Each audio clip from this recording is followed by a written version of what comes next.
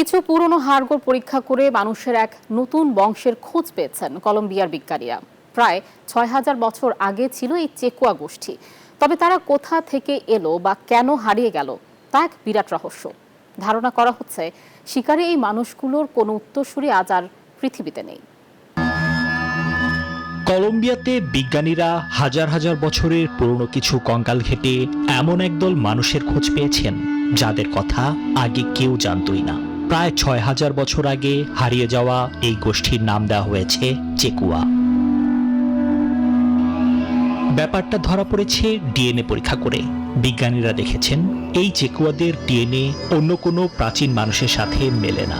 তার মানে এরা ছিল একদমই আলাদা জাতির এক মানুষ, যা বিজ্ঞানীদের কাছে এক বিরাট আবিষ্কার। কিন্তু এই রহস্যময় মানুষগুলো গেল কোথায়? ধারণা করা হচ্ছে শিকারী এই যাযাবর গোষ্ঠীটি হয়তো কোনো দুর্যোগ বা খাবারের অভাবে বিলুপ্ত হয়ে যায়, আর পৃথিবীতে রেখে যায়নি তাদের কোনো বংশধর। নিবিড় আমিন, নিউজ 24। হিরন আরও মিনারেল ওয়াটার মাত্র 50 পয়সায় প্রতি লিটার।